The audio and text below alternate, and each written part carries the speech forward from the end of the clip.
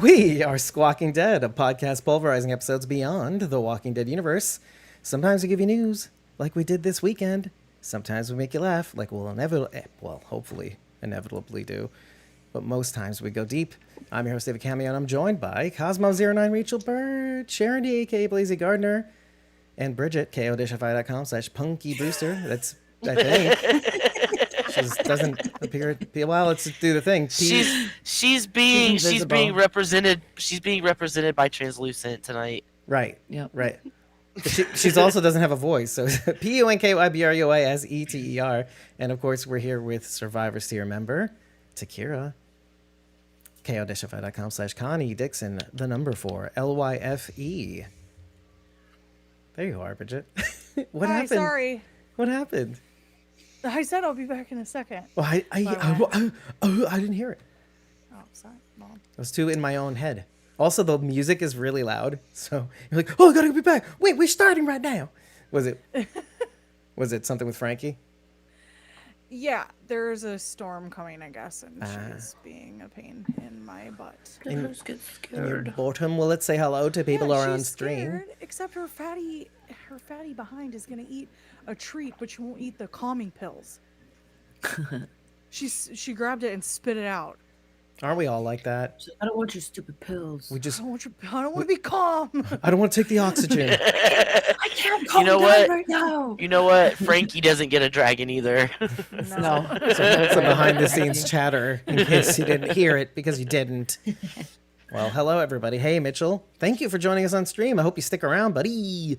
And Emily's Doodles on Twitter. Emily. And of course, Marcus Carrillo. How's it going, buddy? Thank you for coming back again. Marcus. Hey, Rachel Burt. Also, hey, Blazy Gardner. Oh, Rachel's here? That's Rachel. so cool. I think it's Doll Rachel. Doll Rachel's in the chat. Oh, it must be Doll Rachel. She's Are really. you It texting must right be now? really hard with those blunt little appendages. She's here. Wait, Hey, has then her. who's in There the she is. chat? Anyway, The keyboard's right here, so she could be texting. what a sneaky little bitch. Anyway, we're here to talk about the season finale of The Walking Dead Dead City, titled Doma Smo, and when I'm with you guys, we are home. Isn't that cute? I did a cute thing. No, Aw, didn't really. you just like... Aw. We just over flew that. over That was everybody's really head. cute. Everybody flew I over. envision us drunk chanting Doma Smo at like the next convention that we're at. Oh my god. Make it so, number one. Just saying. Anyway, There's going to be so I many envision it videos happening. of David walking down the hallway, and we're all just screaming. we And are that home. And that one's drunk. That one. David! That one. Ahoo! Anyway, Freyan814 Drunk on Instagram, by the way. What's up? Hey, we're live. We're talking about the Dead Hi, City season Instagram. finale. And Hi, Hey, Instagram. oh, Shelly Madonia 69 watching the presentation of Hello. Oh, okay. Well, come back when you're finished. I know who you are. That's Michelle Price on Facebook as well. See, I remember I'm missing things. all the things. Freyan814 on Instagram Brian? says so many ideas for Brian. Neggy fan fiction. By the way, Brian! Brian on Facebook. Hi, Brian Castillo, the ultimate What? fan. Wait a minute. Did I just hear Neggy fanfic? What? That's what he was saying. Freyan814. Ooh. Yeah, Where? Okay. It's FREYIAN814, so you could friend him later on Instagram. Says so many ideas for Neggy fan fiction. Sherilyn Rose. Hey, it's good to see you. Rouse. Who was okay? Now hold on a second. Yeah, Sherilyn Rouse. So I wanted to say that Bridget had broken down not only the trailer but also the 10 minutes of footage from the first episode of The Walking Dead Daryl Dixon that people had received this weekend from AMC Plus. So in the blog now, I can link to that video that she did with both she and Takira. I highly suggest you head over to her channel, which is, I think it's youtube.com/@Punky Brewster. That's PUNKYBRUISETER. So, and Brian, workday's almost over. Okay, cool. Well, hopefully, I know you're gonna want to go home and crash, but thank you for showing up, buddy. I really, really appreciate it. But yeah, so go check that out now. Not now. Stay with us. Stay here. And Mitchell hasn't had the chance to watch the first 10 minutes since AMC Plus in Canada isn't giving it to me. Oh no. Well, you can go watch that breakdown Yeah. It's pretty thorough. Yeah. It's very thorough. It did not impact my watch of it later on at all. Something to be said about spoilers, but you're not really getting the whole episode anyway. You're breaking down the trailer, you're breaking down the first 10 minutes. So I thought, you know what? Let me support my dear friend and co-host, Bridget, and by extension, Connie gets that Takira gets that blessing too. And so I'm calling you Connie now because you confuse me with all the names, but because you changed your name from New Baby 420 to Connie Dixon for life across the consolidated. board. She consolidated. She's smart. Everywhere is Connie. She consolidated many months before I did. Yeah. I made you say all of my usernames for so many months. Probably for half the time you've been on. So yeah, it's true. It was enjoyable though. It was, wasn't it? Like watching, first of it all, was funny. watching Sharon D do it, sometimes incorrectly during our Better Call Saul coverage was actually such a joy when I was editing. Well, this bitch can't say it right. Oh my It goodness. was like, it's just Bridget. I Who love you. cares? Who cares? Oh wait, Doesn't guys, matter. I keep wanting to ask Brian. Didn't you win Renee's prize today? I think so. I believe so, What? right? Brian's a winner. If you don't know who we're The talking first about, one or the second one? The second. which prize is that, Brian? If So you the can. first prize was Oh. an Emmy magazine with Lauren and JDM on the front. And the second prize was 2 pieces of artwork by Oscar of the camp. Oscar's Red I Hat. believe it was that Ooh. one. Okay. Very cool. He's been coming back. He's been doing a lot of the. He's been doing commissions of, basically making fans into characters from their own character in the Walking Dead comic book style. He's been making like a lot of stuff though. Good. He was making like 3D printed stuff and like shadow He's boxes been doing that for a while. and all. I mean, he was like really pumping out a lot of stuff this last year. Yeah, and I'm glad to Just see it a too. wide variety. Yeah, one of the big things that a lot of us have said behind the scenes that like, dude, I just wish you'd make more art. And now he's finally doing it, and I really like it. That's how we know him best. Oscar's Red Hat, Oscar Rodriguez III, if you want to look him up. So we're here to talk about this episode. Obviously, let's get back on track. Oh, it's fine. We're good. We're live. Who cares? Mitchell says Jackbox games when? Maybe when we come back, because no show means we can have a little bit of fun while I plug away in the behind the scenes to try to get out some of the things that we have on hold. Because we just by the nature of necessity of trying to break down these episodes on time, Fear the Walking Dead and the overlap with Dead City, we want to finally release the Fear the Walking Dead. Sorry, let's just say this right. The panels that we did at the camp, which are still pending. We have another episode in the back burner called Favorite Moments, David, from Fear the Walking Dead. Right? Say it right, Dave. Moment. Yeah, favorite moments on Fear. Great episode. I happened to be on it actually too, which is not why it was great. It's probably why it was a little bit more funny because I was not prepared. But it was basically I had no list. I had no list of favorite moments. I was like, oh guys, maybe this moment is good for our list of 7. No, he was saying episodes though. He would say whole episodes, like and we're full like, that's episodes. no. That's going to be edited out, okay? But you can get the unedited version of that, I think already on our Ko-fi and Patreon. So if you want to watch that episode, you could have done it months ago. So head over to either ko-fi.com/walkingdead or patreon.com/walkingdead and just watch it now. Trust me, the unedited is very entertaining. Oh my God, it is. I only caught. Only if you like hearing us laugh though. Oh yeah, true. So Yeah, not for Blue Blue Cat, Cat. 514. Blue Cat 42. I was like, anyway, whatever. Okay, so let's start with Takira. When it comes to what? Oh, well, just I'm sorry. I'm just realizing how little Low tea I her have tea left.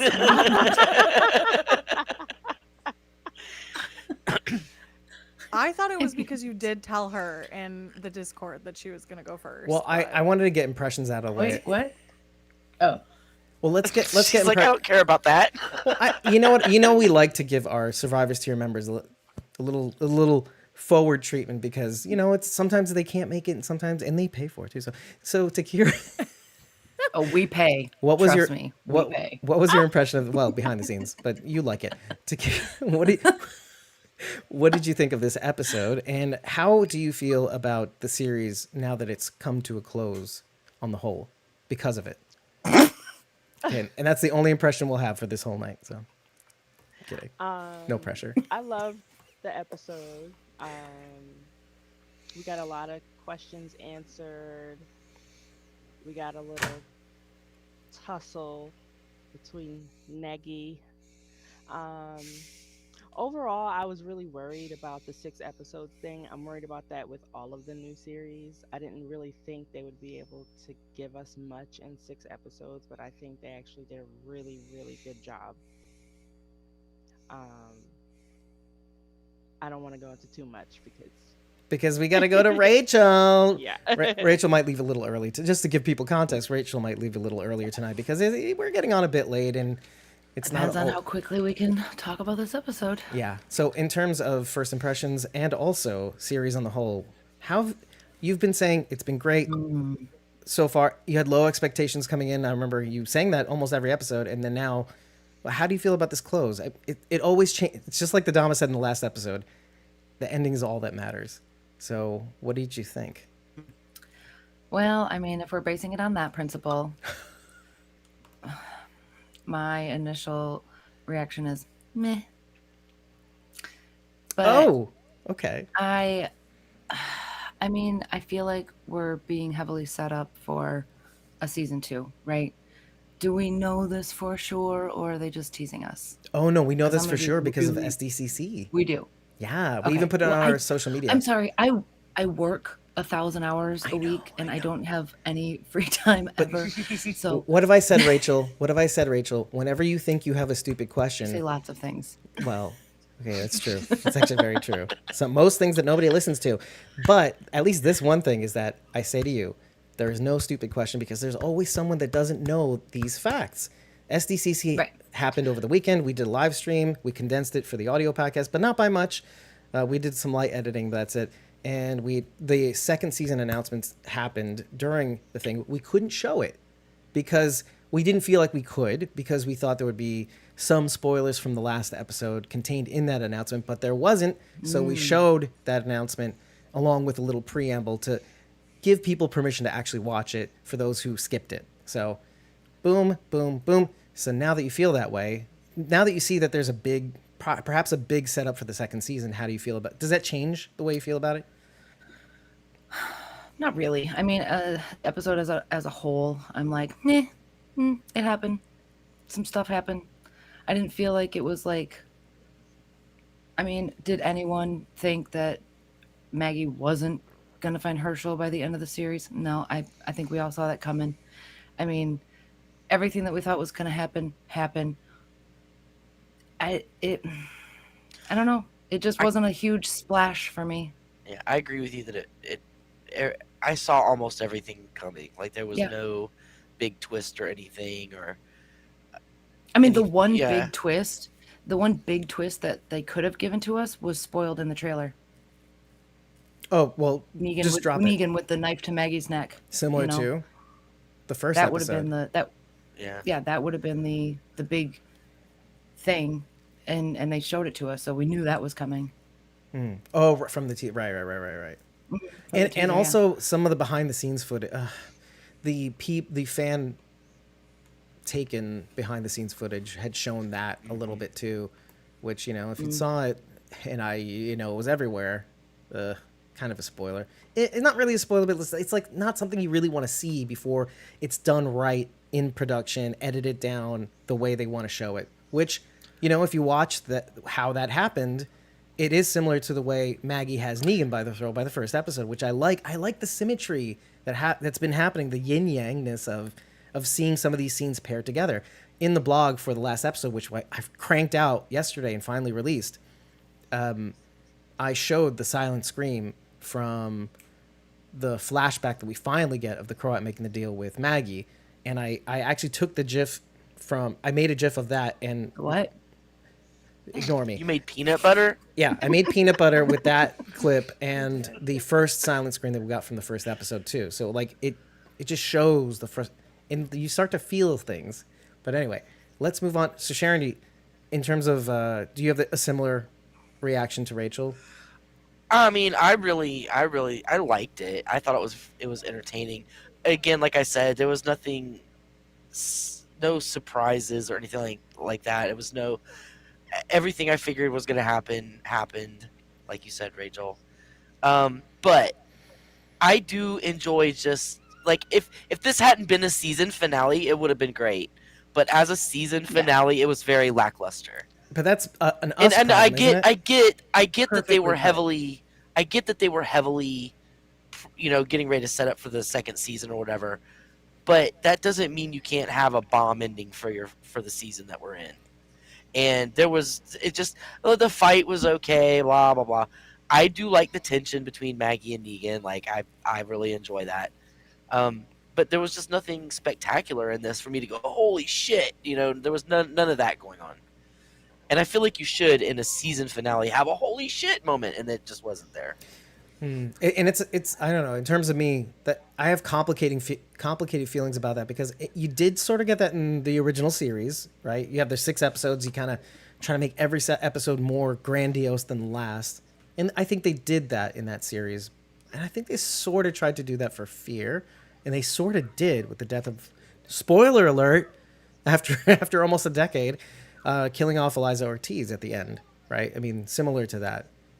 And so it actually answers the question that I'd asked of, well, does that mean we might get the song, was it Anything Goes sung by Ethel Merman but by Cole Porter, which is about the erosion of social norms over time. I had said, could this mean that we get a bigger death in the last of 6 episodes? And no, we don't get that, but we get a huge setup at least. But Bridget. Thomas, I'm sorry, 1 second. Thomas, I agree with you. Thomas said finale was okay, not the greatest, but the split screen with their faces was awesome. Yes. Agreed. That shot was awesome.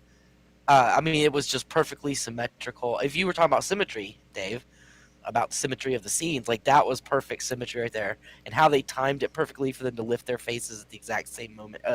Perfect. Yeah, the Perfect. lighting was pretty good too. To Yes. show them at the That exact was same. pretty cool. Yeah. Let me go to some comments before we go to Bridget. Is that okay?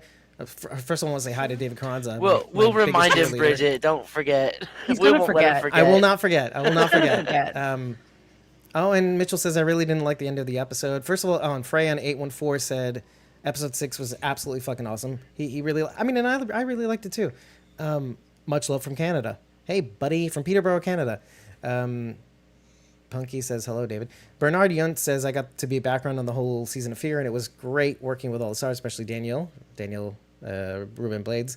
Also, hi Bernard. I hope you're still here, because we tend to talk a lot. Rachel says, yeah, at Thomas Romero, I totally agree. Emily says, I'm so tired of the rinse and repeating of the same shit that happened in S10 and S11. I don't disagree, actually. However, I like that it's an expanded and explored version of that. But she says I would entirely rather have them having separate stories apart, in which it seems like by the end of this episode, their stories may be separate, but also related. But what do you think, Takira? I see you. I kind of think, like, even though they know the rinse and repeat is annoying for us, they're doing it on purpose so that we can understand Herschel. And what Negan, he's going through. sorry, and the fans. Something that Negan has said, nor should you, to Maggie. Like, get over it. I think that's important. Meaning, like, only an insane I person heard that. would forget. No, no, I'm backing you up. I'm saying only an insane No, I person know. would say that what happened to Maggie Glenn and her unborn child was forgivable, right? And so it's sort of like, hey, fans that really like what I did, don't. So, Bridget, let's go to your first impressions. But hi, Bernard. Thank you for still being here. I liked it. I thought it was good. I feel like it got really negative in here, you guys. I don't want to. I don't want it to good. sound like I didn't like it, because I did. I did enjoy watching it.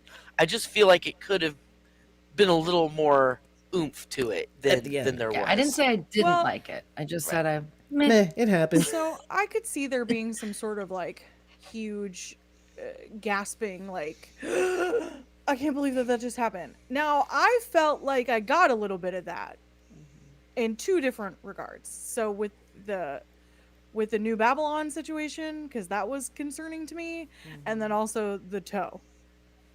Both were weird and creepy, and not like Sophia in the barn, but I am like desensitized. Why is everybody laughing? Oh, Do you want now a you know toe? how I feel. I can get you a toe. What just happened? Okay. You want a toe? I can get you a toe. I can get you a toe by 3 p.m. with nail polish. The Big Lebowski, everyone. I It was enjoyed exactly it, like and that. in regards to the like retreading things from season 10 and season 11, now I agree, Takira, they're doing that to showcase like what Herschel went through, but some of it also is, as humans, we don't let go of things very easily. So I think it would be foolish to act like either one, you blew past it, or two, we're not replaying the same stuff over and over again. Because literally, I am staying up at night to think about a guy who, like, did waving arms at me and yelling in the car because at a stop sign, a four-way stop, I went at the same time as the person across from me, and the guy who was waiting on the other side didn't like that, and I still think about that, and it happened months ago, and also I've never met that guy, so what do I care? But this is what I'm saying, like, we as humans, especially neurotic or anxious humans, tend to replay stuff over and over and over again. So I don't think it's unrealistic to like retread ground. And they're showing us that Maggie has extreme PTSD because she is still having very vivid nightmares about the night Glenn died. Right. Whether it's like I had attributed that to what she feeling like she needed to harness that trauma in order to do what she needs to do. But that doesn't mean that she doesn't occasionally think about it, or not when she doesn't have to, she thinks about it, you know? Yeah, I would think that I mean, it would permeate every aspect of your life. And not only that, but Which Herschel to says. follow she chose to follow the route of anger and vindication, like wanting vindication and revenge. Right? Like, And that's isn't that interesting sorry. though? No. I apologize. I cut you off.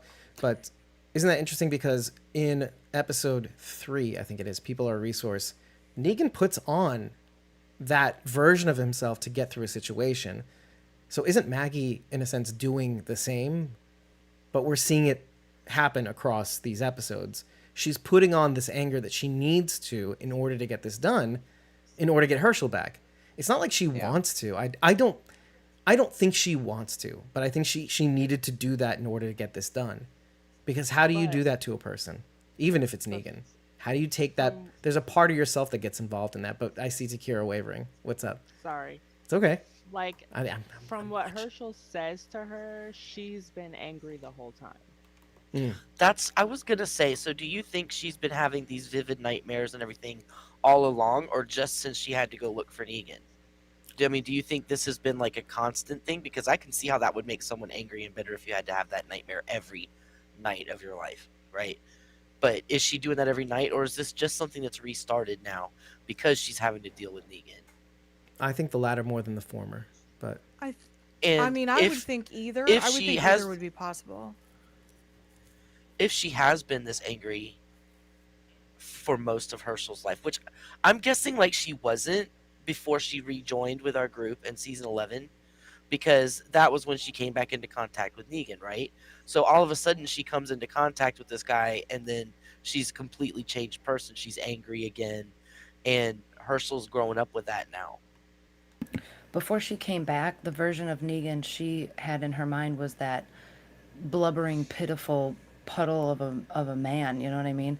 And that's probably how she liked remembering him when she came back and saw that, he had you know, reformed. a lot of people had forgiven him. He was reformed. He was out of the jail cell. That probably stirred a lot of stuff up for her and didn't sit well with her. Well, So she probably was okay for a few years until that happened. I always felt like her anger was really part of the reason she left in the first place. Yeah. Yeah, and you know what? Well, yeah, she couldn't be around him. Yeah. Couldn't be around Rick, like, too. I don't know that. Mm-hmm. Yeah, while he was like pathetic, I don't think that she necessarily let that go even for a little bit there. So even in that time frame, She could when have killed she's him in that gone- moment, though. Like, she went down there to kill him and thought, well, maybe living with this is a worse punishment. She could have killed him. That was her intention when she went down there. I'm saying she went off and lived with a different group of people, and she didn't have to think about Negan, which she Right. did obviously because she told stories about him. But I'm Oh, willing yeah. to think that perhaps it wasn't ever present in her mind, like it wasn't replaying. She could move on and do other stuff because he wasn't there, and she didn't have to think about it. But now she's come back, and she's had to think about it, and even over the past few years, she's had to, think about the forgiveness and all that. So I'm thinking that Herschel just has seen her change, like we were just talking about Daenerys, right? He saw her change just on this snap, and now she's totally different. And She's it's not catching up about to that him change. anymore. Well, It's not about him. It's not about him anymore, or taking care of him. It's about getting back at Negan. Everything about her is about Negan, not about him. But he I like, Which is I fair. like what Emily. Sorry. I Oh, just Takira. wanted to say what Emily said. Wait, in let's the hear what chat. Takira has to say first, but we'll go to Emily. He said that she's always been waiting and looking over her shoulder for Or Herschel Negan, and says. that she's never seen him. It's always like, basically to me, he said she's always either seen Glenn or Negan, not Herschel. So to me, it doesn't seem like something that's just come up. It seems like she's been this way the whole time. Right. Well, let's go to what Emily says, Bridget.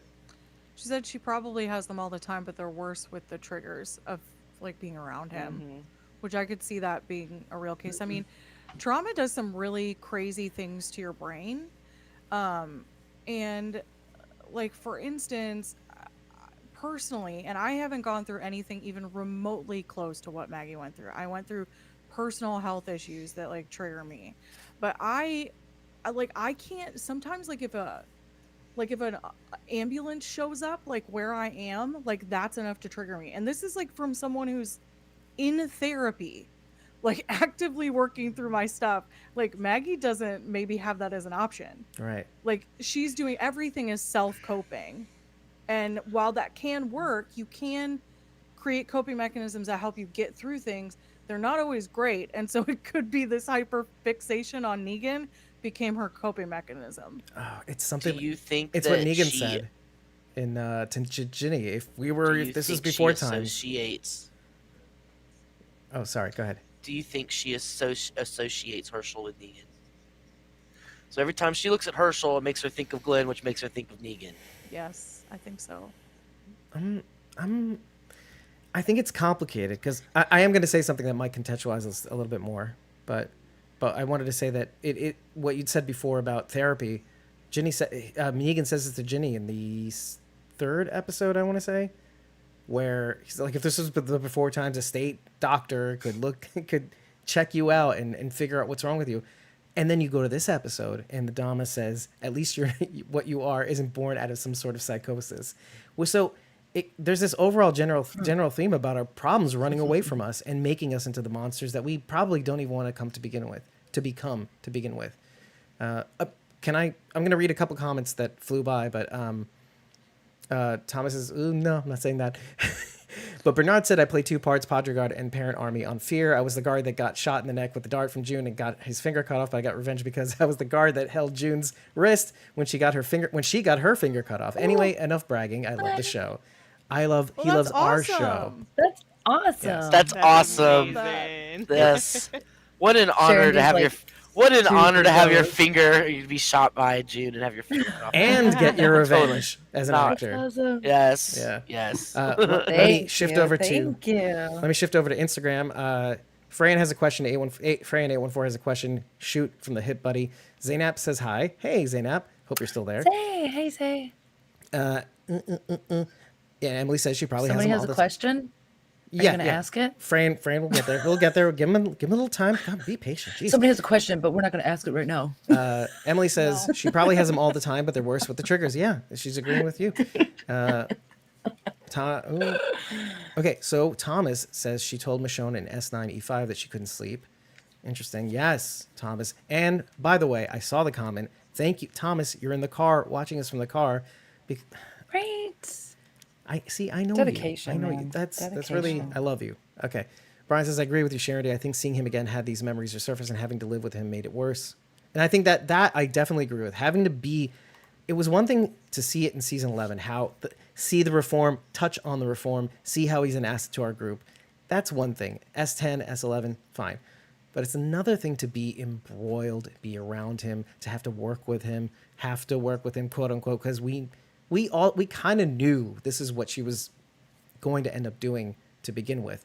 But it's kind of like the Titanic, right? I always use this metaphor because even when I heard, oh, they're making a Titanic movie back in 97, or I think it was 98, I was like, oh, Titanic, well, we all know the ending, boat sinks. Okay, but it's how it happens, right? Boat sinks, who cares? It's how it happens and what story they decide to weave, knowing that it's going Spoilers, to happen. Dave. Spoilers. Well, it happened. I'm like, what am I going to tell you? Oh my god! But it's how it happens, and I know this is like trauma porn, in essence, right? I mean, we're watching trauma porn, but it's really fascinating, and the best part about it is you get to see Maggie in slow motion throughout all these episodes. And by the end of this episode, I thought there was a lot better contextualizing of the way of what Maggie's feeling, because it's not just about Negan. IMHO. She goes into the story about Macy's. Well, I'm making it shorter, in my own humble opinion, everybody. Oh, now you had to See, say now it, it's so- twice as long. Well, you laughed the first. See, we're gonna laugh the first time. We're gonna laugh the second time. It's fine. Okay, so Why use many word? When- Few word do Word do trick. trick. exactly. Will do. So she had also chimed in, just like Negan did, about what New York City meant to him, about the souvenir, about having this big day trip with his father, but that never happened. When it came to her, it was all about wanting to meet Santa at Macy's, which my family used to go to the Herald Square right in front of Macy's, the displays. You get to see the little animatronic displays of Christmas over time. And it changes every year too. Little things get added as per pop culture, whatever, little sneaky things. But anyway, that aside, she goes back and she talks about how meeting Santa, Miracle on 34th Street, her idea of making him her best friend, and fixing and retrieving all the broken and lost toys she's ever had, which contextualizes everything. It's not even about Negan and her trauma. It's about everything. It's about losing Beth, losing her father, losing her mother. It's about everything. And I thought that made the picture so much clearer for me as to what her anger is all about, or what she needs to feel like she needs to access to get the job done. Because Negan was just a catalyst at the end of the day, that trauma. So I really, really appreciated that. And it really makes sense out of what the words that Herschel was saying, which didn't register with me the first time around. Because I was thinking about, and it's important to think about, all the things that he and she went through alone on the road when she left our group. All the horrors that she saw on the road, just she and he, until she finally met people like Georgie. Well, I think she had some time alone. She met Georgie, the Meridian group, and she lost all of them too, similar to the tribes people. So that's got to be triggering too, like losing all the people that she'd grown to care for, the wardens at Meridian. Well, So- she doesn't know if they were dead or alive. Whom? Just so you know. the warden? Georgie. Oh no, forget Georgie. Fuck. Well, I don't even care about Georgie anymore. God damn it. Just saying. But anyway, the people that she brought with her back to at the bonus episode, season 10, 17. So all those people, the capable, hardy people, dead. Anyway, so okay, I'm just reading the comments. Why? I don't know why. She also said, Didn't- I wasn't sure her time frame of her whole life, if she meant pre-apocalypse or the combination of both, but she felt like the world was just constantly taken from her, which just reminded me of Herschel and Beth, everybody that got Well, lost her on the mom died farm. before that too. Right, her Mhm. mom. And then her dad became an alcoholic. So I think Mhm. she was referring to her whole life. Right? Isn't that like also Glenn was kind of like you're in the apocalypse. You don't think something like this could happen, and then it does. Having somebody like Glenn in your life, then you're pregnant. You have a baby in this world, and then you think maybe this is like The Walking Dead makes it so you could be the person you were meant to be, right? The thing that we all feel like, oh, maybe with all the Bridget, like I'm channeling you. There's no schedule to keep up. There's no school to go to. There's no homework. There's no this. There's no that. There's no guy cutting you off on the street, or it's some sort of traffic incident you're obsessing over.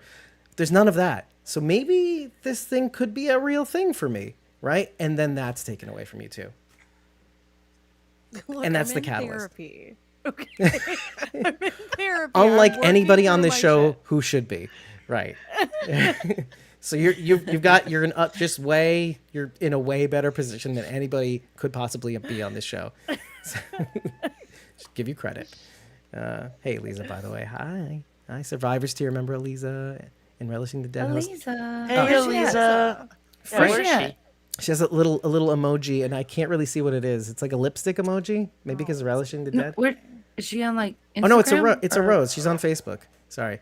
Oh, it's on Facebook. What? Okay. Why isn't it coming through on Mm. on the YouTube? On the We're YouTubes not because you re- don't have I don't all chat. You have top chat probably. No, I have live Oh. chat. No, I have Oh, you did? I have all messages too. Hey, listen- She's Yeah. not showing up in the chat. Well, Because I covered it. Everybody. Bernard and Brian are on Facebook too, Uh, and I'm seeing those ones. Well, hi, Lisa. Okay. let me get to Before I Freya's lose my train question, of by the thought. way. Let me get Freya's. Okay, thank you. That's Freya's. just where I was going. Oh, there she is. Oh, hey, Elisa. Red heart shape, red face, red heart shape emoji. We don't see the emoji, Lisa. unfortunately. Okay, so Freya asks, Yes, I do. what would your reaction be if Negan and Maggie ended up together? Because he's about the Oh, Maggie fan stop. fiction. Stop! Seriously? I wouldn't be mad. So Sharon's like, yes, the prophecy is foretold. I wouldn't see it's. You know what it is? I love when a writer can propose a premise behind the scenes, obviously, because you can't tell the end of the road beforehand. Although you could, and you could write your way out of it. But it's kind of like when a comedian tells a joke that is definitely almost like it's. If the premise of the joke was just laid out, it would be 100% offensive. But I love how sometimes comedians can make even the most heinous things or heinous acts or something because they take the risk. High risk, high reward. If they can write it their way into something that would be great, I wouldn't be mad if they somehow made it so that we can accept it. Like if you write a story that I'm you just can accept saying- it. No, that's I'm not. just saying that's not. They possible. have crazy chemistry. That's all I'm saying. That's what Negan said Like, earlier. When they're on screen, like, and when they first brought Negan on and killed Glenn, this was not a consideration. I'm sure the chemistry between him and Maggie, but damn, now that they've put them together, like in this since season 11, the chemistry between them, I'm sorry, it's just there. It's there, and the looks they get, like, I don't know. I'm not. I feel like I'm this not is all the for Daryl, it, but the Daryl and Carol conversation almost. Like, listen, I'm not 100% for it, but at the same time, be like, sparks are flying, but it's a friendship. It's a friendship. They're kindred. Are they kindred spirits? I think the chemistry we all see is between Lauren and Jeffrey because they're amazing actors, not the characters. And they're executive producers, so there is something to that. Sure. But I think by the end of this episode, could you say that there is some sort of? I'm not going to say kindred spirits like Carol and Daryl. I'm not going to say that, but in a sense, are there? I mean, obviously their fates are linked. So, I mean, we agree with that. The fates are linked. Their fates are intertwined at the very least. Fates, not other things that start with F. not faces. Yeah. Fates. Fates. Rachel, sorry. But would you say that that there is a connection between them that we don't 100% know what it is because for the most part, Maggie rejected it this whole time. Well, actually, I think the Dama said it, that this man feels responsible for the family he destroyed. And that is so. If anything, I'd say Herschel is a tie between them, a connection between them. And that circle And, is complete when he says to Herschel as he's passing him by with the prisoner exchange, he says, "It's good to see you, kid." Something to that effect. I wrote it down, but who cares? Would they try to give Negan, and Herschel the Carl and Negan's story. Flesh that out for us. Like, I didn't read it, so I'm just kind of going by kind of snippets that I read and heard from other people. But at the end of the comic, didn't Carl kind of seek him out and like take him food or something like that? Just kind of making sure he was okay, even though everything that had happened. I'm not a comics reader, so that's Yes. I didn't read the comics. Yes, Carl does Hmm? check in on Negan. Yeah. Okay. Oh yeah, after he leaves. hmm Well, So you're actually, saying- what I'm thinking is, You're saying you're giving that to Apparent- Herschel Right. instead. Okay. Right. I'm thinking along the lines of, um, Herschel obviously is not happy where he is, and I think he felt like he would be happier back. He even said it, I'd be safer back there.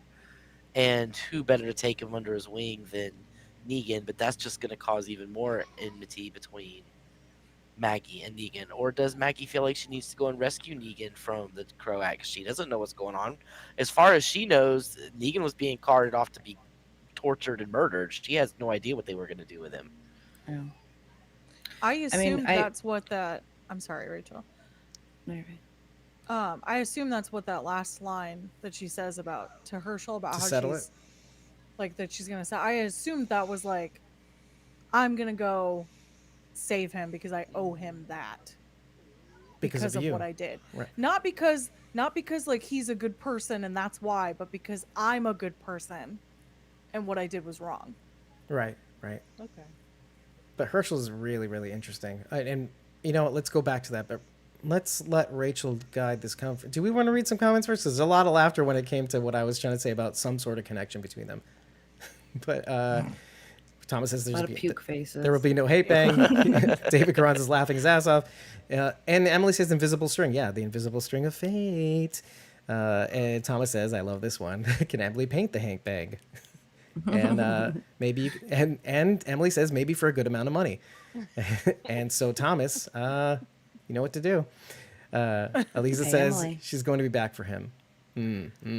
Okay, Rachel, Yeah. where do you want to go next, baby? Because I know we only have so much time with you. Oh my goodness. We could just springboard off of what we just said about Herschel and Maggie settling it. Well, I guess what that made me think of was the relationship between Negan and Ginny right now too. I mean, we had someone had speculated. I don't remember who said it. Probably David, because he's. I had says all the shared it. things. I had read it somewhere. I don't remember where now. Oh but yeah, I Negan you read said a it. podcast had said, or wasn't it Sharon who Oh, said a that- podcast had said Okay. that Negan had killed her father? Negan had killed Ginny's dad, and so we find that out in this episode. I mean, obviously she's pretty pissed, but But her know, dad wasn't a he- random Fran. I was gonna say Franch hand. He wasn't a random ranch hand. He was he was either the magistrate or one of the four other men. or one of the four guys. Right. Yeah. Or was he though? Okay, so Ah, this is what I wrote. love you. This is what I wrote in my notes. I don't know that Negan did kill her dad. This is a classic Harry and the Hendersons. Oh, but you've got to Okay. explain that Yeah, because that it is an is. old ass reference, Bridget. Harry and the is. Hendersons. Harry and the Hendersons. if you don't which get if it- you haven't seen it, please just go watch it because it's great. It's about It a really is. Bigfoot that's found by a family, and they love him and they take him in. Now that But you're saying anyway, it though, at the isn't it end- ridiculous? Okay, no, sorry. At the go ahead. end, No. obviously, you can't keep a Bigfoot in your house. He's destroying everything and he's eating all of your food. So Mhm. they have to get him out because also there's scientists that are looking to find Harry so that they can test him. And quote which is unquote not gonna be scientists. good. So they're going to take him out to the woods. So they take him back where they found him. And then John Lithgow plays the dad, which is just great casting.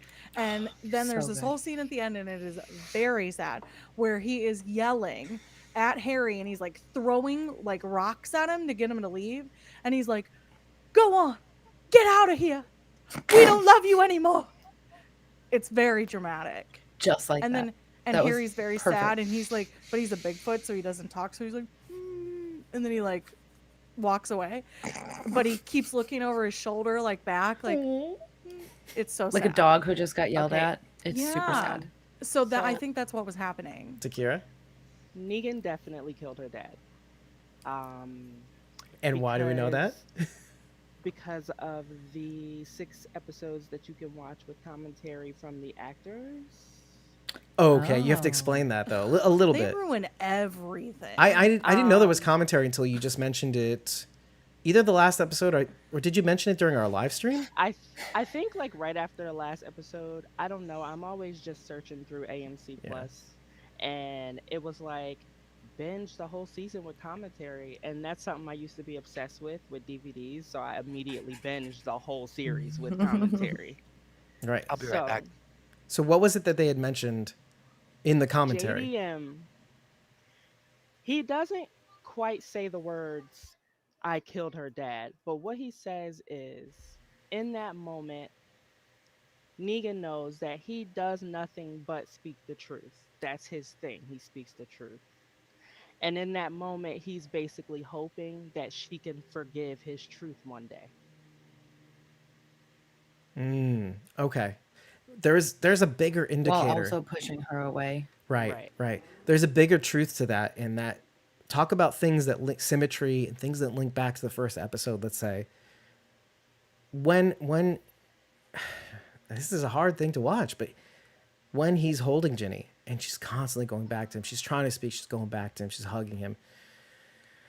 And it's kind of like that line that he yells to Maggie in the boat as they're heading up to Dead City.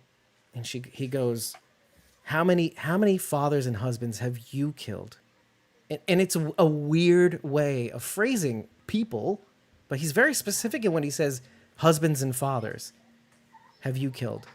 And that's the thing that's been tormenting him. And it goes to the song oh Hang Me by Dave Van Ronk. Well, the song's about basically I'm a doomed man. Everything even if what I did was justified, who does it affect? I killed someone's father. Now it's like this, was it when you save someone's life, you're responsible for it. It's a similar situation.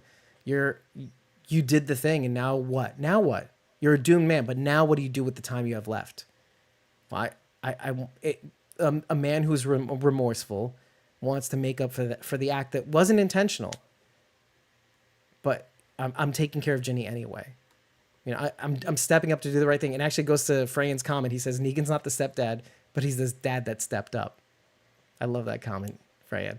Thank you. And I feel like it's kind of what he knows he would have done for Herschel had both parents been lost for some reason. I love that so much.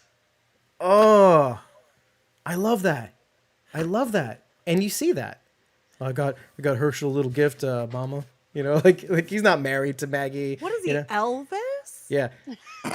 I mean, he's the Fonz. Remember what Lucille said in Here's Why is he Negan? the king all of a sudden? Like, what just happened? Hey, little mama, I got our not kid a gift. Like a little kid. He's not with her. He's just like trying to pretend like he is.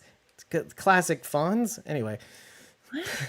Not really. You're jumping the shark. Like, literally. Yeah. And if you don't know what that is, I suggest you watch all of Happy Days. We don't need to explain Yeah, that. that's Happy Days is a series you need to watch, and the Fonz is on it. So that's an old. But we're talking ass about a series. different show. Anyways, So yeah, I mean, who knows what I'm referencing? But anyway, you get what stay I'm on track, trying to say. David. You get what I'm trying to say. Let me read some comments actually because I know a lot has zoomed by. I thought that really Lois. okay. Hey, Lois. Walking Dead Eternal. Hi. First of all, I just thought Negan said that to Ginny to just scare her. Hey. And well, let's take a poll. Really quickly, do you think at the end of the day, after saying all this, do you think Negan had killed her father? And it makes sense that it would be the case, but It makes sense. Are you asking us? yeah, all of you. I Yes, I do. Because Yeah. what we know about Negan is he doesn't lie. Lie. So That's if he wanted to push her away, he wouldn't have done it by lying.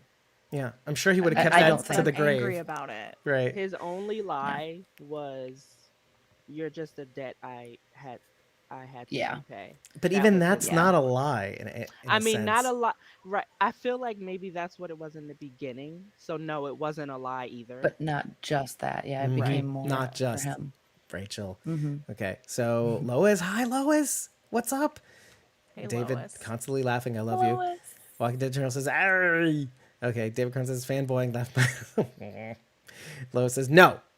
She just says no. To Brenda, what, Lois? the reason David's head is so She big. says Stop no it. to your Stop it. question. Oh, okay. Okay. Okay. Listen, Jeez, context you're always removed. after Lois. Okay. Emily says yes, really did kill her father. Okay. I love Lois. Lois knows it. I hope. Anyway, Thomas says, can we not talk about sharks? He's very triggered by sharks. Negan didn't kill. Negan, he's still in the camp of Negan didn't kill her father. Okay, I but wanted to Surprising. well, I wanted to point out in Negan's story about what happened to Jenny, about how whatever state her father was in when she found him was so horrific that she never spoke again. And Negan did that. yeah. And you know what else? Okay. I'm willing to say even this far that yes, of course, he killed her father. And in a brutal way, as befitting someone who does something so horrific to his wife, etc. Right, Yeah. whatever. But I think that scares him. I think having done that has scared him. And I think seeing the real world effect of not only having done that to her, to traumatize her to the point where she can't speak, that's the thing that makes him want to take care of her. Yeah. Right? Because you notice that when she starts speaking, he's a little bit angry. Okay. Oh, now you want to talk? Now you want to talk? I mean, if you talked earlier, I would have just left you with I somebody want- earlier, right? Because like, Well, part of that I'm kidding. was I'm the kidding. more she talks, the less he's gonna want to send her away. Yeah. okay, Bridget, touche. That's what Oh, it is. I That's know why it, he's I like, know. nope, shut it down, shut it down. Shut that shit down. Oh, anyway. And I'm going, let her talk. Let her finish. I was like, all we got was, I want you to. Yeah, that's what we want. That's not what Negan wants right now. So can we go to those words? What do you think she was about to say to him? I want you to what? Or is it I want I want you you to to? leave. I want you to leave stop, with yeah. me. Oh, Come now. back with me. why did that Yeah. not occur to me? Because this is the thing. Okay, let me give you context to why I feel this way is because in the last episode, the last thing she scribbles on the wall is liar. And all I've been thinking about as I'm writing this blog is this lie that keeps persisting that Maggie feels she has to say to justify her actions. The little lies she has to add on to make it even sweeter. Like, oh, Negan, he's just helping me. And also the Croat stole all our grain. Like, he has to build it up to, like, make it solid. Like, this lie has to be solid. Anyway, so I thought she was about to say, I want you to kill Maggie, or like I want you to do you know what I mean? Like I'm thinking I want you to leave. I didn't think of that. I'm like I because we don't know who she is. We don't know the kind of person she is. We know that she cares for Negan. We know that she is attached to him, but that's about it. We don't know what her motivations are. We know that she thinks Maggie's a liar and is not to be trusted. And so that was the forefront of my She mind. wanted to say, I want you to know she's got my damn stuffy. That's kind of what I was. Anyway, I love it. Okay. I want you to get my dinosaur back. I want you to slap And she that got bitch. it back at the end of the day too. So she is Yeah. keeping Negan's promise of please take care. Again, second time he says that. Above all else. I wanted to see her wake up and be like, "Nuh-uh, this bitch was in my room." And be all I pissed shut off that up. Maggie came in. You know, You know what's gonna happen is Herschel and Jenny are gonna get together, and Yep. Jenny's gonna tell Herschel all about what a liar his mom is and how she gave up Negan for him. Yeah, Maybe he's the gonna- kids gonna will be go He's gonna be worse. like, "I know, my mom sucks." Maybe Yeah. maybe the two of them are gonna team up and they're gonna be like, we're gonna go save Negan, and then they'll inevitably And then get they into die in the trouble. prize. Right. in the process. oh, how Romeo and Yes. Juliet of them. Ugh. Maybe Ew. her finally Ew. speaking is gonna be her telling Herschel about her like stepdad Negan and all the good stuff he did before, right after he murdered her. But you know what? Jenny may not really believe that either. You know, Yeah. because once she calms down, she'll be like, "Oh no, he was just telling me that to make me leave." You know, so she may not even really believe that. And I think if he has did to- it though. Oh yeah, I do too. I do and too. I also think that he doesn't want to explain why because then he has to tell her that her dad's a piece of shit. Right. Right. We can't forget. Like he did. Yes, he did kill these men, but it sounded justified, Yeah. which means Yeah. yeah, Jenny's dad is a And as we were saying before the show, with reference to Game of Thrones, I mean, not absolute power, but power corrupts. And maybe he was a decent dad behind the scenes, but he was not a decent person with power. So, and why expose Well, even Cersei, who was the worst person in the world, loved her children. literally To the her world? children, until the very end, to her children, she was great. Right. Perfect. Yeah. Beautiful. Beautiful. Thomas says, no. Okay, fine. You know what? You heard the joke. That's fine. Let's keep going. Okay, so Lois says she wanted him to leave with her because she know what Maggie's up to. And yeah, I think I want to go to Ginny for 1 second because they didn't have to include the scene where when Pearlie and Ginny reach the shores. But as they reach the shores, she looks over and I don't know what she's thinking when she looks at the shores. She's obviously thinking of Negan. But at the same time, you pair that with the fact that she leaves his flannel in Pearlie's car. What do you guys think? I thought was a there was gonna be like a note in it. I thought she because she doesn't talk, but I mean she's old enough to know how to write. I thought he was gonna find a note in a pocket Oh. in that thing. Or Pearlie is going to find a note in a Yeah. pocket? Addressed to Ginny? Is that what you're trying to say? No, that No, like, Ginny she Ginny wrote wrote Ginny left a him note. Pearlie.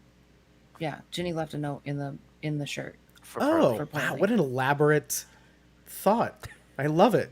I Not just not want to say occurred that to was me.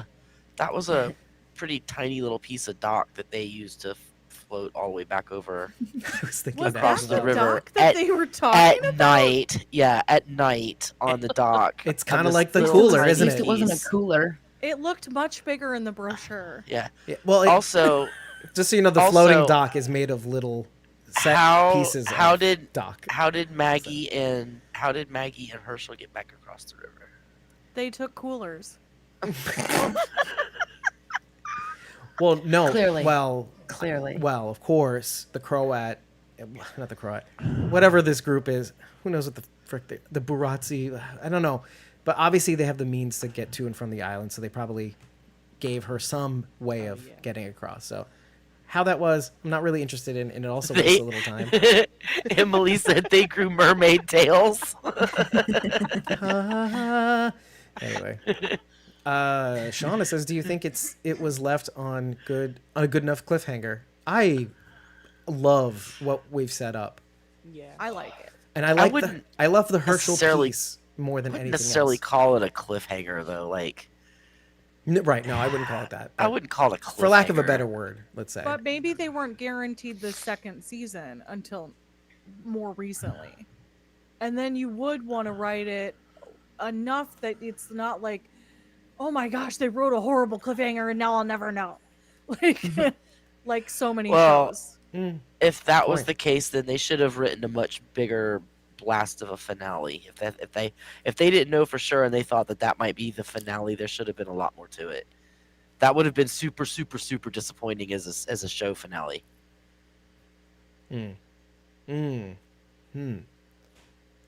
Giant zip line across the Hudson River. Okay. Yeah, I'll buy I'll that accept one, that. Thomas. Yeah, sure.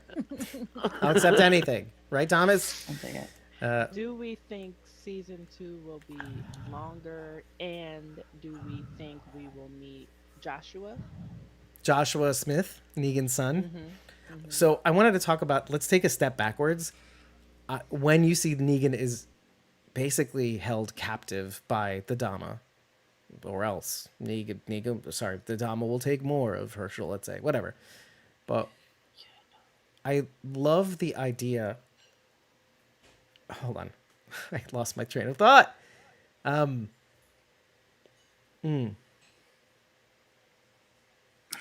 I just love the idea that thank goodness he sent, assuming this is true, Annie and Joshua away, because had they stuck around, they too would have been fodder for the Dama, let's say, because the Croat's been looking for him for a very long time, and it's just very interesting and just a thank goodness that he happened Who's to say that won't be a factor in the next season? Because the Dama could find out from Herschel even that he had a wife and son. Because he'd met them, yeah, or Right. at least the mother, Yep. yeah, Annie, during season 11, yeah. Was it? She might know right now. Yeah, so that could be they could I come into love play it. next season. I love it. Oh, that's incredible. Rachel Lemaster on Facebook says, I like how they did their faces at the end. Yes, we talked about that a little earlier, but I'm so glad people like that. There was another shot that was really cool. It was right. I think it was right after Maggie and Negan went in. Oh crap! Into Billy, but it was their shadows. Like their shadows were really long across the ground, and it was just a really cool shot of them. They were running across maybe across the roof or something, but it was just a really as they cool were looking shot. for the Croat, like driving past. Right. Okay. Right, as I think that was what it was, but it was just a really cool shot of their shadows. It was just neat. It's just another cinematography. Also, the same thing when they ran through that empty building. Yeah. Man, that was beautiful. Do you know That what was amazing. Do you know what that empty building was and why it's so interesting? It's the Staten Island Ferry, which you use to get to Staten Island, but it's what most people use to see a good shot of the Statue of Liberty. Okay, but what's really great about that is in recent years, the Staten Island Ferry was rehabbed. Okay, so the outside is like more space, modern like, but what they showed us in this episode was, of course, the fall happens in 2008, 9. I know we said 8 because of Walking Dead World Beyond, and here's Negan, but that I don't think that had happened, and I will confirm in the blog that I don't think that rehab happened until after that date. So what it showed you for the Staten Island Ferry was the old refab of the exterior, which was sort of on the money, and I think that might have been filmed in New Jersey also, where they put some of the old, like facsimiles of what that looked like in the front. So I thought that was pretty cool for me. When they ran through that room, the interior, like they just framed that in a beautiful. It was framed beautifully too. It was again, so many good shots. Cinematography has never been a problem in this universe. It is always fantastic. Yeah. Choice. I didn't say it, Bridget. I didn't say it this time. Yuck. I wanted to, of course, talk about the fight. There were complaints Between Maggie and Negan. Yeah. Okay. So I thoroughly enjoyed it, and here's why. There were complaints, oh, it's not realistic, blah, blah, blah. Negan at no point wanted to hurt Maggie. It was a fight of him getting away from her, basically so that he wouldn't have to hurt her because she's trying to hurt him. That being said, I thoroughly enjoyed watching Maggie fly. I think Maggie liked. I think some- Lauren liked that too. Some Maggie haters going on in here. I liked it Okay, too. I have a question for you guys about that scene, actually. Okay, so at the beginning of this season, we set up that Maggie is afraid of heights. Mm-hmm. Yeah, you got to see a Okay. little of that too. Yeah. So you get to see a little bit of, she's like kind of trepidatious, like when she turns, or like when she goes over the banister, you see her like pause. Being for a so second. cautious too as she's doing it too. Yeah, but I was just curious because it seems like, personally, as someone who is afraid of heights, I would have a really hard time, like even walking that. I would be like on my hands and knees, like scooting across. I think for the There's sake no of time, way. I think Maggie would have done that, but I think for the sake of time, they have to kind of move the scene along. So I was just curious, do you think that she is actually afraid of heights? Like I'm afraid even to step on a step stool. What? Or, yeah, like when I get on a step stool, I get like I'm very afraid of heights. Not like the first rung, Or- right? Like a no, couple. like the second, third. Okay. That's when I getcha. start to get scared. Or is it a fear of like such high buildings because she was so high up the first time? Because she grew up in a rural area, she wouldn't have been in like, and when I went to the Sears Tower for the first time, I wanted to die. I'm from here, man, and I can't handle the heights either. I have been up many a building in Manhattan, and I can't handle it. Sears Tower, almost fainted. I mean, I'm getting better at this shit, but I'm still not good at it. I still have So to I'm hold just my wife's curious hand like a child. If you thought, I'm if you serious. thought, is it real? Is it like a fear of heights, and she powered through it, or is it just fear of huge building heights? Well, I mean, I Personally, think she was afraid of. I would have been afraid of just falling off into the walkers below. Like, forget the height part. There was all those walkers underneath her. Like, I would have been cautious too, regardless. She just didn't seem very cautious to me. I Well, she think was in that a hurry. she was She was fueled by determined. exactly. She was Boom. fueled It by was Herschel. determination to get Okay. Herschel, Uh-huh. Yeah. and Yeah. she's still always fueled by her rage and anger towards Negan. Yeah, she has her plan, and she's got to stick to it, right? I mean, Yeah. it's always been about what she had planned out and what she decided to commit to for the devil, let's say. And Walking Dead Journal says the fight between Maggie and Negan was good. What scared me about it was I thought Negan stabbed Maggie in the neck. Thank goodness. But Maggie, the choreography in that scene is actually pretty good. I mean, all the different moves Maggie was trying to strike, in the way she was trying to strike Negan. Of course, Negan at his A game would have not let that happen. He would have just knocked her out. Exactly. But to your point, yeah, that wasn't his goal. Shauna says, I feel like she needed that, and it was just a little stab, like letting off some steam. True. She did hold on to the pillars, though. Walking Dead Journal says Maggie's the GOAT. Just saying. Yeah. Greatest of all time. For those who don't know. Why? I don't know. Shauna, old people. Sorry. Shauna says I watched it 3 times. I only got to watch it twice, but every single time I find out a different nugget. And David is my cheerleader, so I'm just going to leave it at that. Thomas says, at premiere, Lauren said Maggie is afraid of heights, and Lauren is afraid of heights, which you had said in the 2nd episode. I think I remember right. Rachel Lemester says, I'm not a fan of heights either, lol.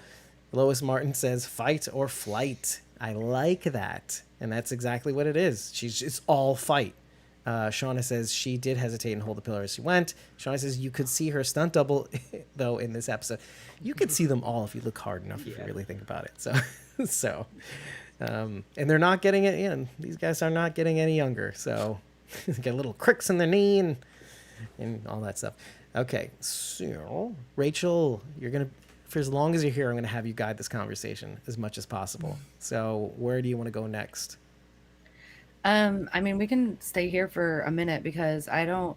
Why was this the moment Maggie chose to attack Negan? Was it because he was starting to figure things out, or because Yes. I don't feel like Yes. there was really a plan in motion? What was her plan? To kill him? Like, how was that going to I serve think she her just plan? wanted to get the upper hand so that she could force him to go. Or disable Which is- him. Right, or because I think Yeah. he definitely, when he asked her about Jenny, like, he didn't believe what she said. Oh, I just found her and She she just turned said up in the arena. Right. She made one 3 mistake. times, 3 lies She made one Yeah. mistake. that he found. That She look said- he gave her when she said that. Right. She said Yeah. Right. she said she wanted to explain herself. And that's when he's like, Well, she said, I think What? she did. Like, she was making a guess as to Maybe, yeah, I But- think she Yeah. wanted. but she doesn't talk. So No. how?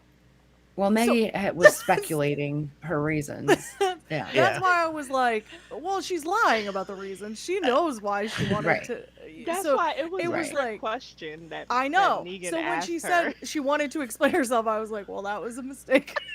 Well, She and did not. it's important to remember context too. Negan has gutted people for less, like Spencer, let's say, but he gives Maggie 3 opportunities to correct the record. There's 3 different lies that she tells that he's sus on, and the 3rd lie was just like, what is going on here? I'm giving you 3 chances. She would have maintained to have the upper hand Sorry, for longer if she would have been more true. If she would have just been truthful. Right, Yep. right, which is right, exactly right. what Negan says. But I would have that's- helped you but regardless. he was giving her that look, and it looked like he was getting ready to like be like, "Fuck this," you know. So Maybe. Her Maybe. face said She- it all too. yeah, Like she yeah. has no poker face whatsoever. She's like, I'm gonna stab you now. Yo! So Like, legit though, isn't it though? Like, don't you know people like that can't lie for shit? Yeah. yeah, And I think wrote of in Maggie's my- where had a she's lot of at. practice. My notes say, why was her effing face so obvious with that last Right? lie? Yeah. you know, I feel like they're so close to the prize, and she's just like so tired, and so stressed out that she just is having trouble keeping the facade up anymore. Like And all that so much methane has from the last happened. episode, dude. Right. Well, she's still kind of strung out, Lack but of sleep, I mean, it's just like overnight. they're hungry. They're hungry. They're Yeah. tired. She's stressed out. She's worried, and she just couldn't keep up. She couldn't keep it on point anymore. Yeah, I refer you back to something that Teo had said. Teo Rap Olsen, who played Sebastian Milton, who we interviewed several times, it seems like. But he had said, like, imagine being in this world and 24/7, your heartbeat is pounding. There's no TV there may be a book or two that you can read post-apocalypse. There's nothing, and these walkers don't sleep. Now take that and crank it up to about 100 times that for Maggie, someone who's lost her child, someone who's lost everything and everybody, and having her child kidnapped and having to figure out what to do in that constant state of stress and cortisol amping her up, and she's trying, she can't sleep. Every time she sleeps, she thinks about the lineup, and so she's not getting any sleep. She's not her best self, and given all that, she's still she's a badass. She's still pretty. You know what? For all that, would- she's still a badass in my eyes, I think. I wouldn't give Maggie a dragon either. That's for damn sure. No dragons for Maggie. No- I wrote something Hashtag else no down dragons for about Maggie. Sorry, go ahead. Sorry. What'd you say? I wrote down she's always trying to fight a guy and she's super tiny. And so this isn't a bad thing I'm saying about Maggie.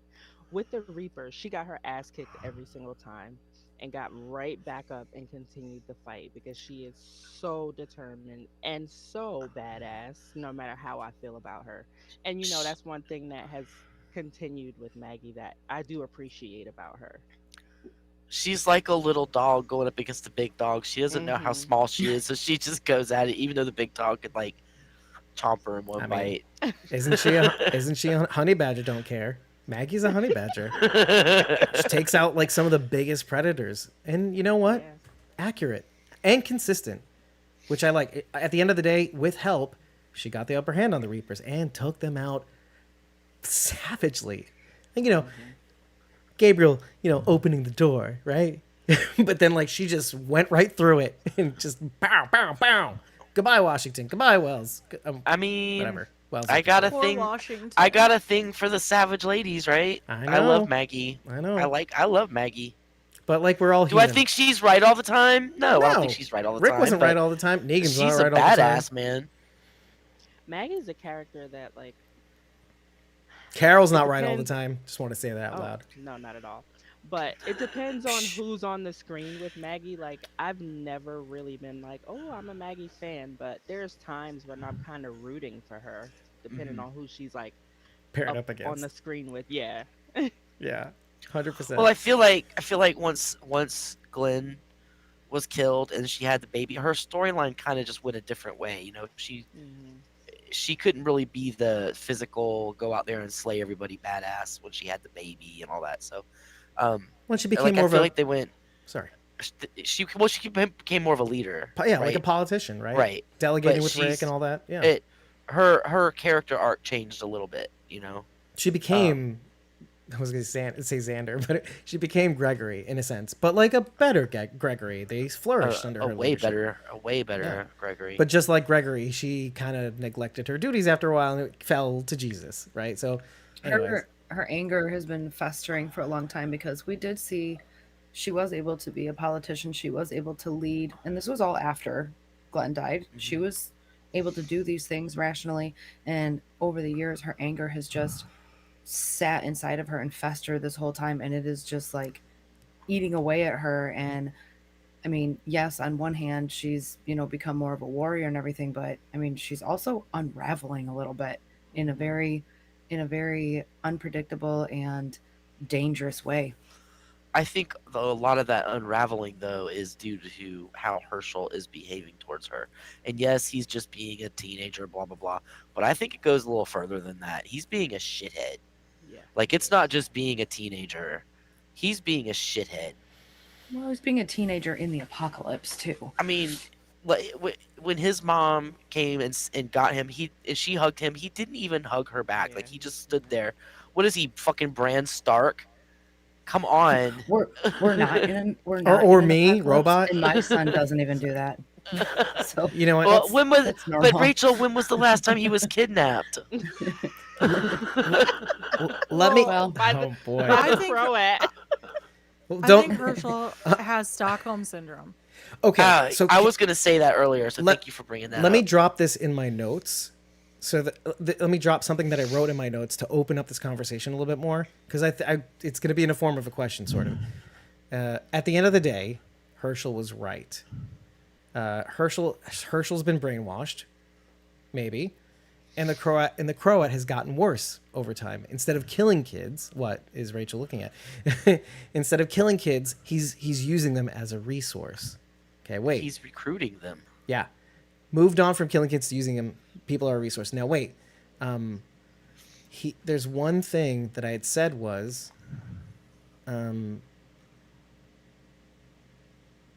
okay.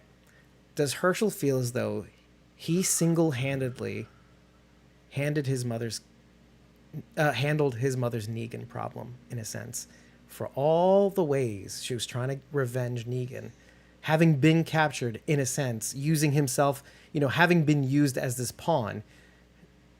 Does he feel in a way that because they kept him safe, let's say the Croat and all his people, or the Doma, do you think that they made him actually feel safe? Meaning, I am the safest with these people who have all this might, when Maggie has been trying so hard and could never. I'm thinking about the before times when they were on their own, the pregnant limbless bodies, all the horrible stories that Maggie and he undoubtedly endured on the road, plus losing all the Meridian people. That Herschel himself had formed friendships with, if you see the 10C episode, 1017. So, which is called Welcome Home, I think it was called, or something like that. So, with all of that, he never felt safe too. And he puts this on his mom, like you said, like a shithead. But does he feel like, in a sense, he doesn't have to? He's like, F you, I did it myself. I got rid of your killer. Now what, Mom? Now, are you going to finally see me now? Do you think he feels that sense of like, I did that. I got your killer. I got my dad's killer. All this time you've been trying to get at him, trying to get your revenge. Do you think that some of that is in his attitude? That wasn't. I didn't. Get I that didn't vibe. get that I at didn't all. get that. No. The It was more that he wants the attention from his mother over her attention. Well, to Negan, right, but is as a what it is. mechanism to get that, like he's like, But okay. I don't think he felt like he delivered Negan at all.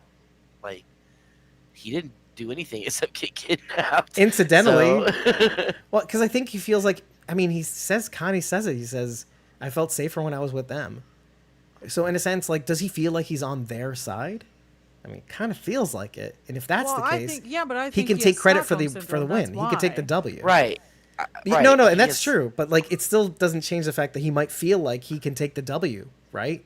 From I don't think so. I don't. I and don't maybe he think can get so. both things. He can get this family and he can get his mom back. Let's say, I don't know. Nah, I don't think so. all I right, you don't think guys. that's I what it is. have so much more to say, but I don't have time to say it all. I have to work tomorrow, and What- it's super late, and I know we're not wrapping up anytime soon. So Maybe. We Oh. really I have should to though, say because I goodnight. also work at 6 I a.m. too have a job.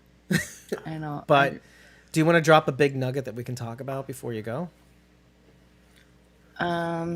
The biggest question you have, The biggest question. or whatever thing that you want to talk about. Everybody's saying goodnight to you now. Thanks. Good night, everybody. I mean, I could drop a big nugget and then just Yeah, leave. drop the dip biggest out on bomb. that. Drop the biggest bomb. Yeah. Scatter. So this episode, I'm so scared. Why am I scared to say this? Why are you scared to say it? Just say it. Everybody knows how I feel about Negan. This episode, this whole series didn't change how I feel about Negan whatsoever. I was neutral about Maggie, all along, going through all the seasons and everything. She didn't bug me, but I wasn't rooting for her either. I don't know why. She just was just neutral for me. But But this last episode, I don't like Maggie at all. I don't like her at Ooh. all. Oh man, just so many parts of this episode made me dislike Maggie so much. Good night. Okay. Love you, Rachel. I want you to think Love about you this guys. though before you Good go. night. Love you. Is this maybe a situation where you hate in others what you hate in yourself sort of situation? Like you would do the same thing? No, Okay. Nope. quite the opposite. But I mean, I think you all know me well enough. Like, generally, when I despise someone like this, In this I mean, way. it's the parenting. Yeah. I mean, yeah, that's what it comes down to for me. She's a fighter. She's a warrior. She can hold her own. She's got that down. Everything But- else. And if we had more time to discuss it, I might be able to back myself off this ledge a little bit. But That's okay. yeah. Let that ring After out. this episode, You hear it, everybody? episode, I'm like, you know what? Just let Herschel stay with the Croat. And we'll get your thoughts after Rachel leaves. Good I night, have so many Rachel. things to Rachel's the kind of say. person right. to give someone a souvenir for their kidnapping. So there's that. Love you guys. Love you, Good Rachel. one. Bye. Thank you for sticking around as much as you have. Of course. Bye. Maybe. So many things to say off of that. Let me just make sure that her uploads are going. Maybe. I don't know. That's fine. We'll find out tomorrow. Anyway. Okay. All right. Sorry. Takira, you were saying something? Yes. I just had so many things to say from what Rachel said. That's why she did it. Do it. So it also ties into a little bit of what we were saying earlier. I just wanted to say Maggie was never a nice person. When her and Glenn disagree were with this, like but okay. doing their thing, like I didn't find her to be a nice person. I didn't find her to be a character that I was like, "Oh, I love her." Now when she slapped Shane, I was all for it. When she told off Andrea, yes, because I hated those two. But I never was really like, oh, I love her. It was a few moments, like when they were at the prison and she like got a good Walker kill in and she turned around like, oh my God, did you see that? I loved that moment.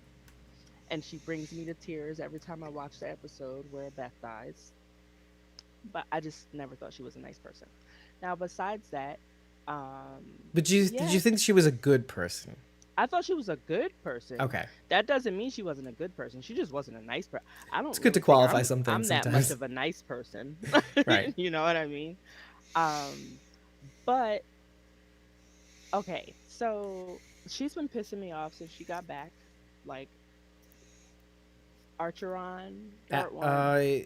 Was it? Yeah, it was Archeron- Asher on part one. Yeah. Archeron part Well, one. actually, it was She's been pissing me 10-17. off. No, Still. she came back in season 10. Oh but- yes, she did. Yeah. But still, Well, see, no, I was happy to see her in that episode, and then right after that, she's been like pissing me off constantly. So I get what Rachel's saying. This episode, she pissed me off so bad. Like, I'm just so like the lies is pointless. I've been saying from the beginning that Negan would have helped her, knowing the absolute truth from the beginning. But can she rely on that? Does she think she can rely on that? Because what's at stake is her child's life, basically. So can she put her trust in Negan enough to trust that he would go along with this? that's fair. At his detriment, because as far as he knows, they want to kill him and torture him. So why? I mean, I get what you and Rachel are saying, right? But I can see that she's just trying to navigate this too. Like this is not something she's used to having to deal with, you know. When nobody should I have mean, to deal with ever. She's just stumbling her way through, just like anybody else would. Yeah. I have the most sympathy for Maggie, though, at the end of the day. Honestly. It's like you're watching someone drown. And she's using Negan as a life preserver, eventually tossing it back into the sea, essentially. That's her. So if you want to boil down the premise, is that instead of using the thing, taking it on board, letting somebody else have it, she takes the pontoon, tosses it back into the sea so nobody can use it. It's I kind of mean, like I was if you look at it, it's kind of the opposite of what Michonne does when it comes to Virgil, right? She gets kidnapped, she gets drugged. Virgil makes her go through this experience, which, I mean, what Virgil was saying was, "Oh, I was trying to give you a gift," but at the end of the day, it was a nightmare. But it taught her a lesson. At the end of the day, she says to him, as long as you draw breath, you can do good in this world, and that's why she said it's the same premise as Negan in a sense. Like, you're useful in as much as that you're in prison, but at least you're useful in that regard. This is what we do. We're a just society. And so the opposite with Maggie is true here. Like, I'm not only going to use you, I'm going to throw you away so you can't do good for anybody else, let's say. I'm going to end this now. So it's a very interesting way to see that situation too. Sorry, Sharon, go ahead. I was just gonna say that I wasn't a huge Maggie fan throughout the main series. I mean, I didn't dislike her. She was just one of those middle of the road characters for me, and she did things that I liked, and that was cool. But when she came back, especially in Acheron, and throughout those episodes from Acheron on, man, I was totally more invested in Maggie than I was in the beginning. Is it because of her I complexity? What was it about her return? By the way, I should correct the record. She came back in 1016 to save everybody from the tower. right. Sorry, go ahead. Now, what was it Um, about her in season 11 that really got you about her? she's I guess just her independence and her badassery. Like, especially like you said, taking out the Reapers and all that shit. Like, that was awesome. Yeah, Like, she just bang, bang, bang, boom, we're done. right. It was great. It was a tough road too for that whole And her 11A. whole group did not have to die, but she just does not want to listen to anything, and they died. Who Why? does that? Who does that sound like? Rick. Rick, maybe. Yeah, yeah. And you know what? That's fine. That's fine. Let me read some comments though. In the meantime, Shauna says Glenn needed a wife that could remind him how important he was. I missed the comment. Damn it. Very He dangerous. was job. like talking about him being volunteer for every dangerous job. Yeah. I hate how Maggie feels held to a higher standard. Agree, actually. I understand people not liking her, enjoying watching her, but she always feels held to Negan a higher standard. Anyway, Sean says, I like the above in the chat. No, I can't agree to Kira about being a nice person, I think. I don't know. Rachel Lemaster says No, it Negan was has... way before that. Oh, okay. Rachel Lemaster says Negan has kept Herschel safe before. Yeah, it's true. And Herschel did not like it. That he had to like it. Bitch. Reading Thomas' comment. Shauna says, Maggie's not my favorite by any stretch of the imagination, but she was needed, and we have to have neutral people who are there to do for others, to themselves, because in this scenario, it's realistic. Lois says, I think I felt sorry for her also. I think she deserves whatever. I think he deserves whatever he gets. Are you talking about Negan? Oh, wow. Shauna says, I think the problem with Maggie is her straddling independence versus selfishness. I think to her it might be both. I wanted to talk about what Maggie must have seen when it came to finally looking at the Statue of Liberty, too. After her son says he doesn't feel seen. Like, what was all this for? Because I always saw Maggie as more of like a liberator also. Someone who could lead people to a better, more promising future. Maybe something that Glenn maybe gave her also, or had shown her over time that she could be. And so when she's looking at the Statue of Liberty, I was thinking of what it says on there, and it's a small bit of what's in Emma Lazarus's poem. Give me your tired, you're poor. Like, when you think about it, she's looking at the Statue of Liberty, some allusions that Negan had said earlier about going there and having that as a souvenir. And I keep thinking to myself, she's looking at that statue, she's looking at the remnants of the kind of person she wanted to be. The kind of person that Herschel says she is strayed far from. And that at some point, you kept trying to hold on to everything that you had. And what he exactly says is something like, she says this to him at the end. She says, I tried so hard to hold on to whatever I had, I didn't really sort of appreciate it while I had it, right? Because people die, we can't stop that. But while they're alive, we can try to thrive. I know she's been going from one tragedy to the next, but at the same time, you let your tragedies define who you are. Is that does that make sense? You let your tragedy define who you ended up becoming, rather than, in spite of your tragedies, becoming who you wanted to be, who Glenn maybe showed you the person that you could be, or who you were for at least a time until Negan was taken out of his cell and you left the show. Lauren Cohen. Does that make sense, or does that jive with you? When we watched the episode, and she was saying about the world taken from her, um, Richie was saying basically if she's like clearly, like Bridget said, she was talking about also before the apocalypse, but after the apocalypse, the Mm. world took from everybody. Oh, right. Something And we'd said like, "Oh, people die, get over it." Right?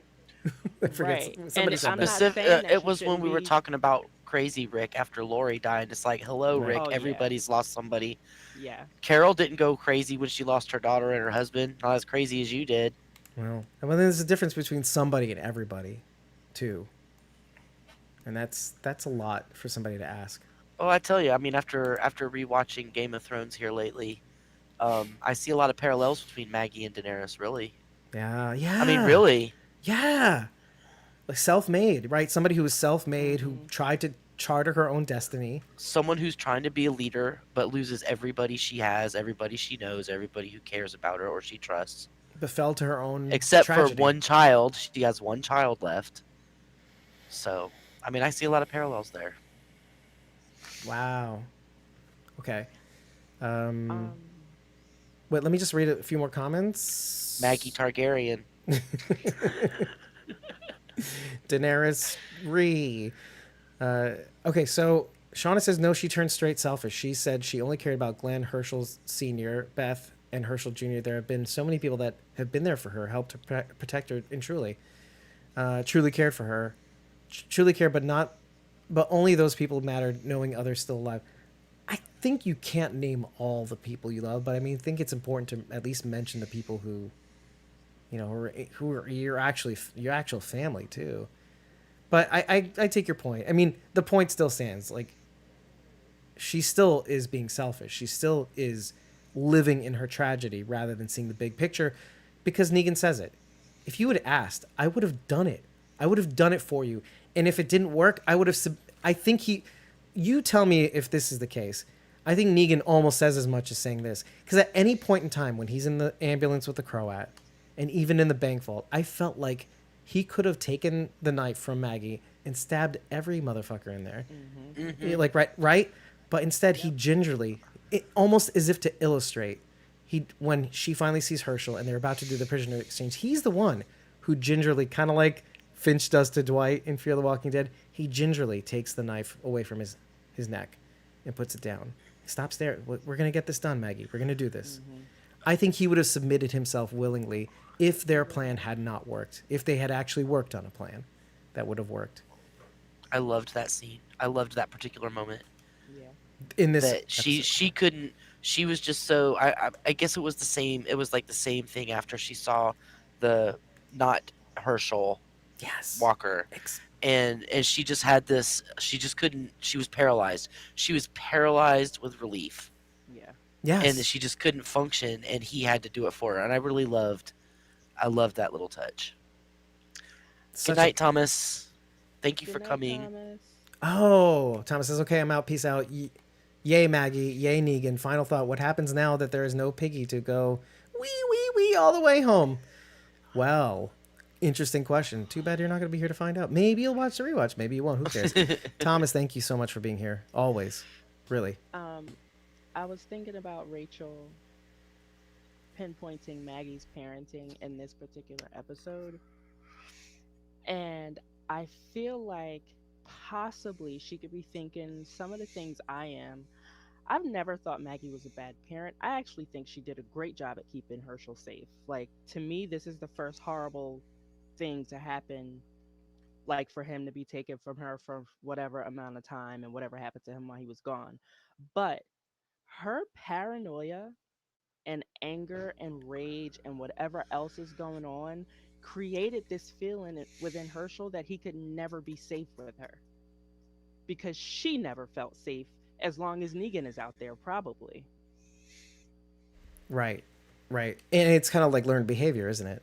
Herschel himself Yep. feels unsafe. Hmm. If and even if it's just perceived, right? If Maggie's perceiving a constant threat, that Hmm. translates to Herschel. And he's basically saying, what else am I supposed to think?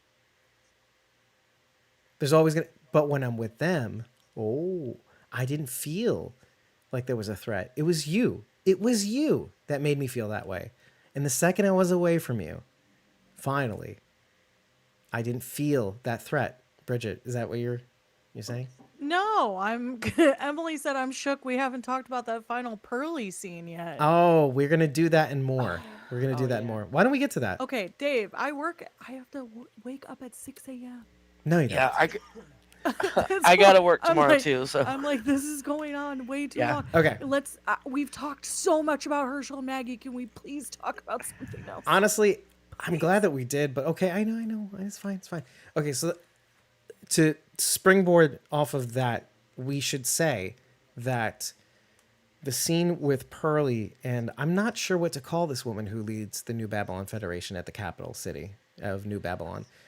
let's feels just like call her. Let's just call her President? Smokey because she got the cigar going. Smokey. She's Okay, just so smoking. Smokey Someone and credited her, and then I added her on Instagram. oh, okay.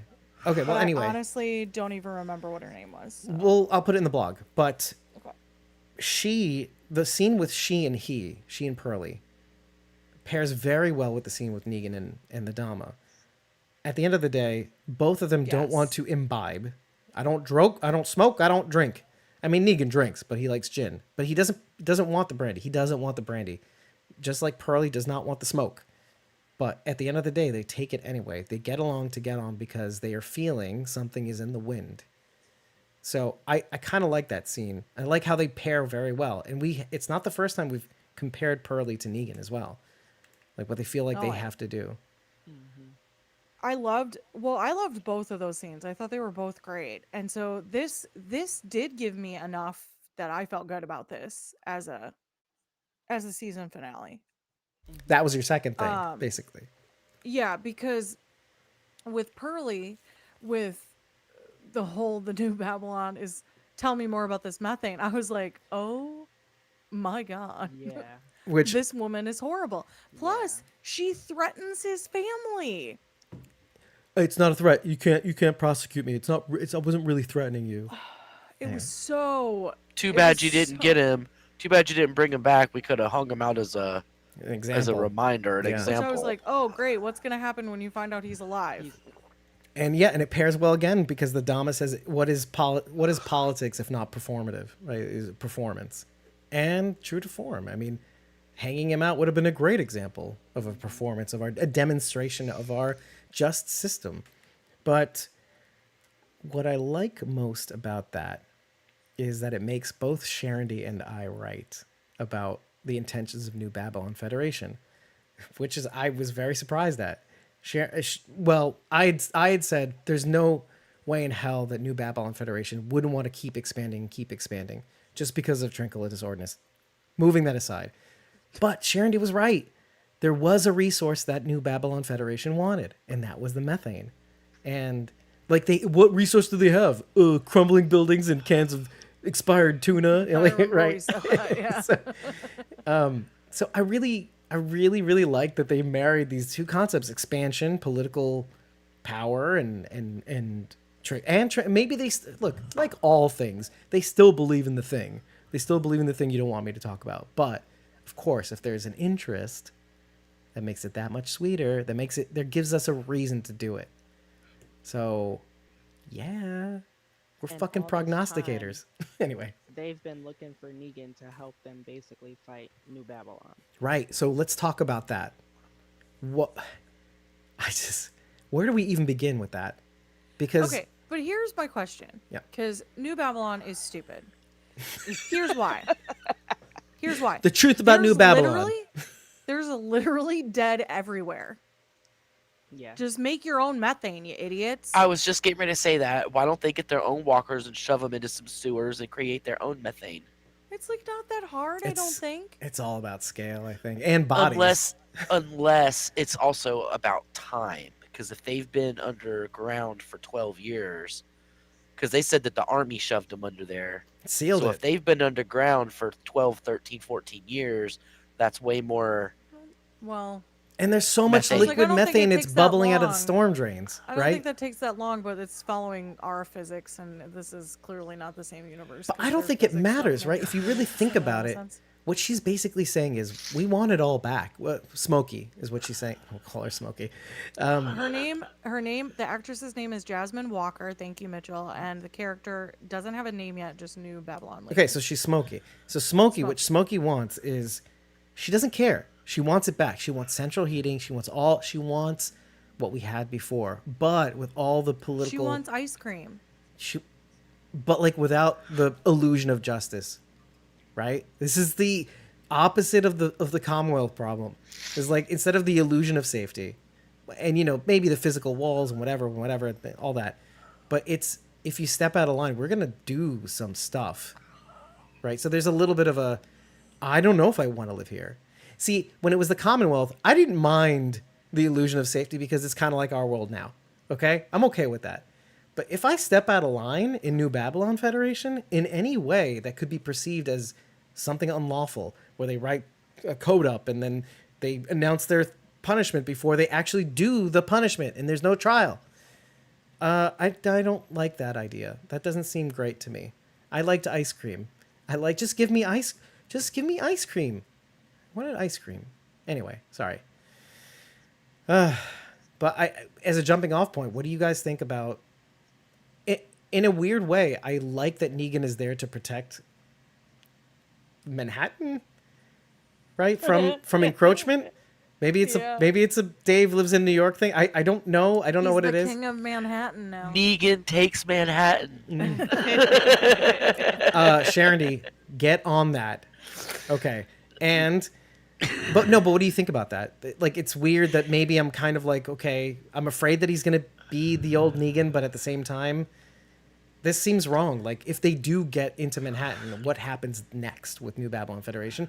And what they're even saying was, Karat was saying how in the ambulance, she predicted that this would create a clash of civilizations. And I don't think it's limited. It's something we said in the last episode. I don't think it's limited to just New Babylon Federation versus whatever this group is called, Barazzi, whatnot. I think we're talking about like upstate New York. We're talking about CRM. We're talking about whoever's down south. We're talking about a lot of civilizations that are emerging. The wagon train itself is a symbolization of civilizations emerging. Negan sending off Joshua and Annie. So this could be bigger than just this. That's season 3, basically. So, any thoughts on that? My thought kind of went to Negan as far as my brain compared this to like him getting out of rehab, and he's been out of rehab for a while, and now he's like thrown into a situation of being surrounded by drug addicts, and he's trying to stay off of drugs